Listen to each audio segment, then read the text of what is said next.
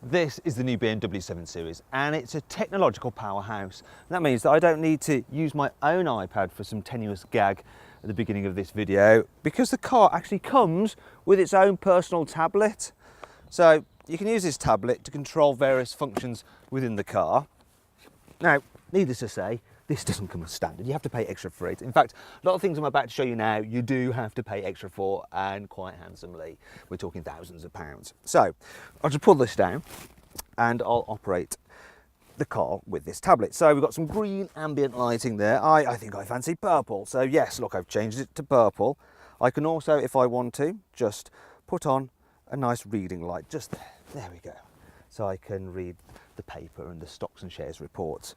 I can control some other functions as well with this. I can, oh, actually it's a bit sunny today. I think I want to shut out all the lights so I can close the blinds. Actually, it's not sunny at all, is it really? It's going to get dark, so I can just reopen them if I want to. Something else I can do, this car has got the upgraded massage seats and I can control that with this. And well, there's a wide range of programs there. And I think I'm going to go for pelvic activation. Oh, well, actually better stop that and get on with the rest of the review. Now, this is the long wheelbase version of the car. You don't really need it unless you're going to be carrying VIPs, because then, well, I mean, look at this. There's loads of knee room, loads of headroom. Actually, I need to put this back down because I want to control the seat. I can recline this car and it feels super luxurious. If I press this button here, I can control the front passenger seat, push it all the way forward. Obviously, you can have your CEO sat here, aren't you? And yeah, on the whole, very comfy, long wheelbase, or even in the short wheelbase, to be fair. If you need to carry 3 abreast, it's doable. You know, a little bit cramped on headroom.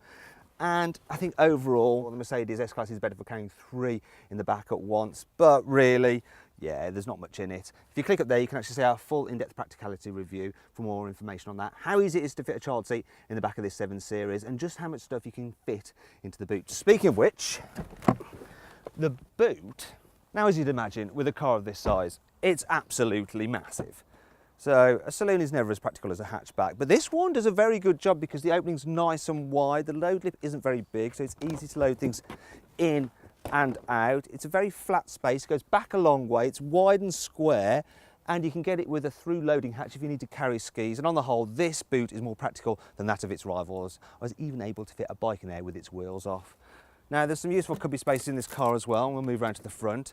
And while we do that, we'll take a look at the design because, you know, for me, the 7 Series, it's a big old thing. It looks a bit like an engorged 3 Series.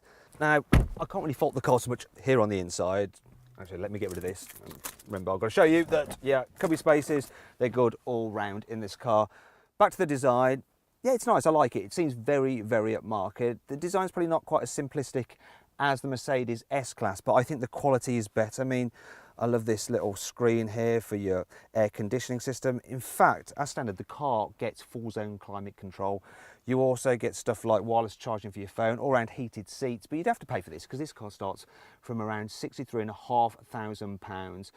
The extended wheelbase version, that's obviously more expensive, and yeah, you can go crazy with the option. You can spend like loads and loads. This thing is actually worth over £100,000, this particular car, which is just bonkers. But there is loads of tech available on it. For instance, there's a new iDrive system, and I love it. So you can control it the usual way there using this swivel wheel, or you can actually, if you want to, use it as a touch screen. So there we go, I can go through the different menus just by pressing the screen. And there's another thing I can do, I can control it with gestures. So to turn up the volume on the stereo, I can just waggle my finger around and it does that. So there we go. Now, for our full in-depth video review of that infotainment system, you need to click up there. And it's quite a long video because there's so much to tell you about the system. It's just that impressive. But is the 7 Series as impressive when you hit the road? Do you know what?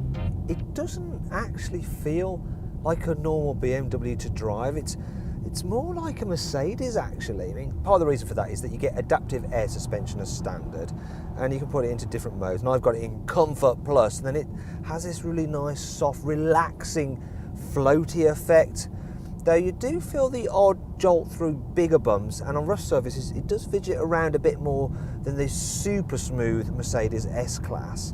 You can tell that they're really trying to err on the side of comfort with this car. Still, you can press a few buttons and stiffen things up, and even get a system which will read the road ahead using the sat-nav and brace the suspension so you corner nice and flat. But yeah, on the whole, it does just feel a little bit different, a little bit, dare I say it, barge-like. You can also upgrade the cruise control system, so the car will pretty much drive itself, and it can steer you to keep you in lane, though you do have to put your hands back on the wheel occasionally, otherwise it gets cross. However, you won't get cross cruising in the 7 Series, as it's super relaxing and very quiet. In terms of engine, you can get 2 petrol or 2 diesel or a hybrid. The best choice for this car is the 730D. This is a 740D X-Drive with all-wheel drive and over 300 horsepower, and it'll get to 0 to 62 miles an hour in just over 5 seconds. Yet apparently will return around 52 miles per gallon. Looking at the trip computer, I'm returning 40. That's really impressive. And so too is this automatic gearbox. It's responsive when you want it to be, it's smooth when you want it to be, it's brilliant, and you can change gears yourself using the paddles, though I wouldn't bother. One problem I do have is visibility. Good at the front, good at the back, bit of a blind spot here, but the worst is this. If I move forward, this pillar here is really thick, so when you're pulling out at junctions and looking that way, you're constantly trying to peer around it.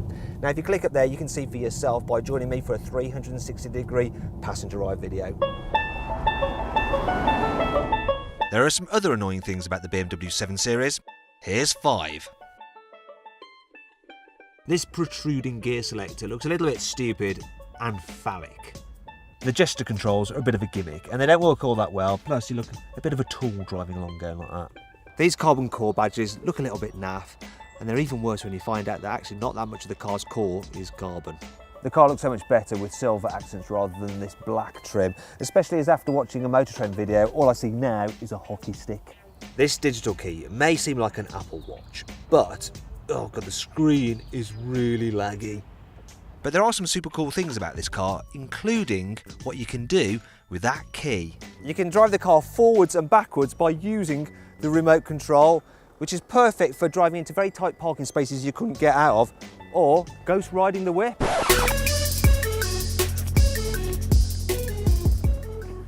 With the virtual 360-degree cameras, you can look around the car completely. It's a bit like Gran Turismo, this. You can get the car with laser beam headlights, which are so bright, it's like turning on the sun. You can get the car with ionised air conditioning and various scents, so look, I can choose between a waft of pure water pearls or the naturalness of lush grasses. With the BMW Vitality program, you've effectively got a personal trainer in the car with you, so I'll just start it with the tablet. What I have to do is follow the instructions and then press my body into the seat as directed to help build up my muscles and hopefully keep fit.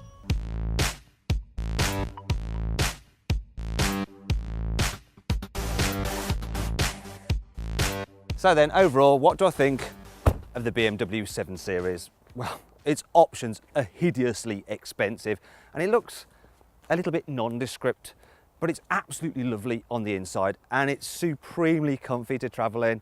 Now, if you click up there, you can get more information and find out the best deal you can get on a new car at carwow.co.uk. Thanks for watching. If you enjoyed this video, please like it, share it and subscribe to our channel. And if you click over there, you can watch our detailed practicality, infotainment and 360-degree passenger ride videos for the BMW 7 Series. Now, did you spot the Easter egg in this video? It was the alarm clock in the car's boot set to 7:40, because the car's a 740D, of course.